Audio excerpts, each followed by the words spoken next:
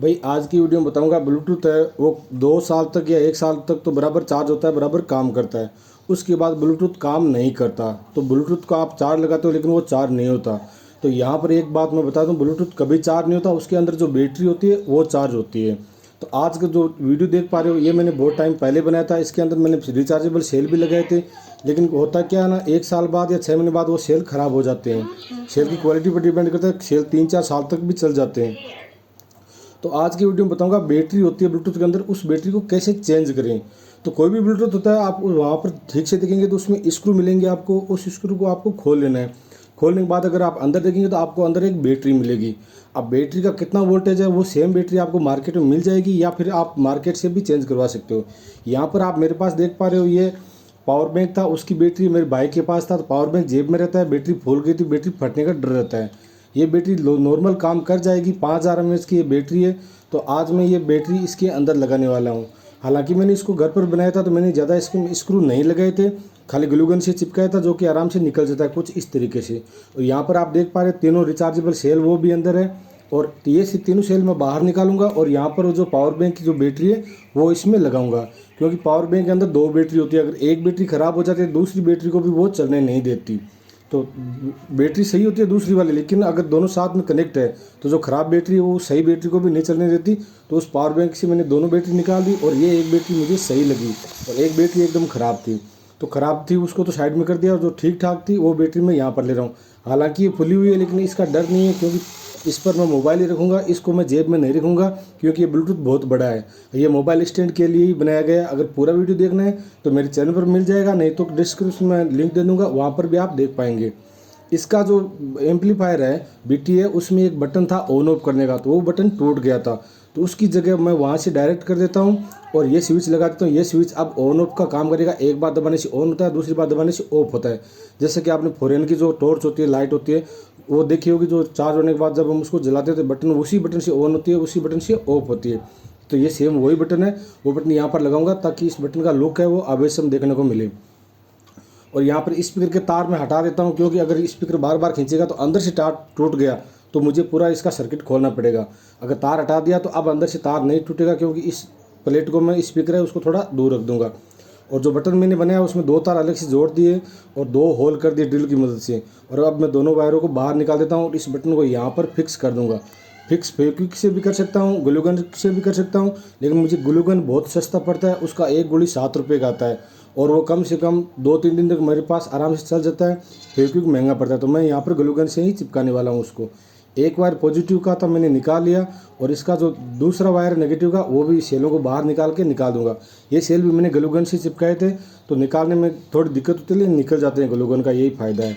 और अब इसको सोल्डरिंग आयरन से मदद से दूसरा तार भी इसका हटा देता हूँ। और अब हमारे पास 2 वायर हैं, एक पॉजिटिव है एक नेगेटिव है। और जो बैटरी है उसमें भी एक पॉजिटिव नेगेटिव है, लेकिन यहाँ पर हमें ये नहीं पता कौन सा पॉजिटिव है कौन सा नेगेटिव है। उसके लिए मैं इस्तेमाल में लूँगा ये मल्टीमीटर को मैं 20 वोल्ट पे सेट कर देता हूँ। और उसके बाद जब मैं इसमें लगाता हूँ तो यहाँ पर अगर वोल्टेज लगेंगे तो माइनस का चिन्ह आएगा, अगर सीधा पिन लगेगा तो यहाँ पर प्लस का चिन्ह आएगा और वोल्टेज भी शो होगा। आप यहाँ पर देख लो 4 वोल्ट के आसपास ये अभी चार्ज है। हालांकि 4 वोल्ट 20, आगे कुछ 20 या 25 तक 30 तक भी ये बैटरी चार्ज हो जाती है। तो इसको नॉर्मल मान के चलता हूँ तो ये 60 या 70% अभी भी चार्ज है। और अब मैं इसका जो पॉजिटिव सिर है, जो मल्टीमीटर से मैंने आपको दिखाया था, उसमें पॉजिटिव जोड़ देता हूँ। अब बचता है नेगेटिव, लेकिन नेगेटिव में हमने एक बटन निकाला था जिसके 2 वायर थे। एक वायर तो इस ब्लैक के साथ डायरेक्ट जोड़ दूंगा, दूसरा जो बचेगा वो बैटरी के साथ जोड़ दूंगा, तो हमारा बटन के साथ ये ब्लूटूथ स्पीकर है ये काम कर जाएगा। वीडियो अगर आपने यहाँ तक देखा तो भाई इस वीडियो को अभी एक लाइक कर देना, और आपको अच्छा लग रहा हो पूरा वीडियो देखने के बाद इस वीडियो को शेयर भी कर देना। और चैनल पर मेरा वीडियो पहली बार देख रहे हो तो चैनल को सब्सक्राइब भी कर देना, और ये वीडियो अपने सभी दोस्तों के साथ शेयर कर देना जिनके घरों में ब्लूटूथ है लेकिन वो ऐसे ही ख़राब पड़ा हुआ है। बैटरी का ज़्यादा कॉस्ट नहीं आता, पावर बैंक जब ख़राब हो जाता है तो हम ऐसे ही फेंक देते हैं, तो उसको फेंकना नहीं है। उसके अंदर जो बैटरी होती है उसको ब्लूटूथ में लगा के आप लंबे टाइम तक काम ले सकते हो, क्योंकि पावर बैंक में जो बैटरी होती है वो अच्छी होती है, पावर बैंक अच्छा चलता है, लेकिन उसके अंदर 1 या 2 सेल ख़राब हो जाते हैं तो पावर बैंक बैकअप नहीं दे पाता और हम समझते हैं ख़राब हो जाता है। और इसी तरीके से आप पावर बैंक का बैटरी भी चेंज कर सकते हो। उसके लिए मेरे वीडियो मेरे चैनल पर मिल जाएगा, वहाँ पर जाकर आप देख पाएंगे कि पावर बैंक की बैटरी कैसे चेंज कर सकते हैं। तो पावर बैंक में भी हम बैटरी बदल सकते हैं। अब एक सिरा मैंने जो वायर नेगेटिव का था वहाँ पर जोड़ दिया और दूसरा यहाँ पर जो बैटरी का नेगेटिव है यहाँ पर जोड़ देता हूँ। जैसे ही जोड़ता हूँ तो ये मेरा बैटरी है वो ऑन हो जाता है और काम करना शुरू कर देता है। तो कुछ इस तरीके से इसका सेटअप होता है। अब इस बैटरी है इसको हमको ब्लूटूथ के अंदर फिक्स करना होगा। तो ब्लूटूथ के अंदर फिक्स करेंगे तो दोबारा से सेम वही ग्लू गन हम इस्तेमाल में लेंगे। ग्लू गन से वो अच्छे से पकड़ भी कर लेता है। यहाँ पर सोल्डरिंग में आपको बिल्कुल भी मिस्टेक नहीं करना। अगर आप मिस्त्री से भी सही करवा रहे हो या बैटरी बदलवा रहे हो तो यहाँ पर सोल्डरिंग में बिल्कुल ढील नहीं करना, जितना हो उसके अच्छा सोल्डरिंग करना ताकि दोबारा तार टूट जाए या कोई दिक्कत नहीं हो। वैसे अगर बैटरी ग्लू गन से हमने अच्छे से अगर पैक कर दिया तो ये तार टूटने का चांसेस बहुत कम रहेगा। यहाँ पर जो तार खुला है उसमें मैं टेप लगा दूंगा, क्योंकि खुला तार रहेगा तो कहीं ना कहीं या आपस में टच होगा फिर मेरा ये जो ब्लूटूथ है ये पूरा काम करना बंद कर देगा, या फिर ये तार स्पीकर में टच होगा तो भी ये ब्लूटूथ पूरा काम करना बंद कर देगा। क्योंकि पॉजिटिव नेगेटिव अगर एक साथ आ जाते हैं तो बैटरी भी ख़राब हो जाती है, वो बैटरी फूल भी जाती है, बैटरी फट भी जाती है। तो सेफ्टी का बराबर ध्यान रखना होगा। स्पीकर के 2 तार है वो मैं पहले ही बाहर निकाल देता हूँ, क्योंकि बैटरी चिपकाने के बाद अगर तार नीचे चिपक गए तो मुझे बहुत दिक्कत होगी वापस लगाने में। और कुछ इसी तरीके से भी आप भी अगर घर पर काम करना चाहते हो घर पर कर सकते हो, या फिर मैकेनिक से करवाना चाहते हो मैकेनिक से भी करवा सकते हो। लेकिन आपको ये थोड़ा बहुत नॉलेज होना चाहिए, तो मैकेनिक आपसे ज़्यादा चार्ज नहीं करेगा, ओवर चार्ज नहीं करेगा। जितना आपका काम होगा उतना ही आपके साथ वो चार्ज करेगा। और यहाँ पर ग्लू गन मैंने पहले नीचे ज़्यादा लगा दिया, उसके बाद ऊपर बैटरी चिपका दिया।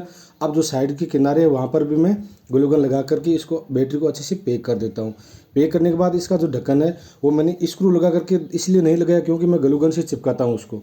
तो अभी मैं ऑन ऑफ करके भी दिखा देता हूँ। यहाँ पर एक एलईडी भी मैंने अलग से लगाया है, पहले एलईडी नहीं था, क्योंकि एलईडी मुझे इसलिए ज़रूरी हो कि पता नहीं चलता है इसके अंदर लाइट जल रही है या नहीं जल रही है, ऑन हुआ या नहीं हुआ।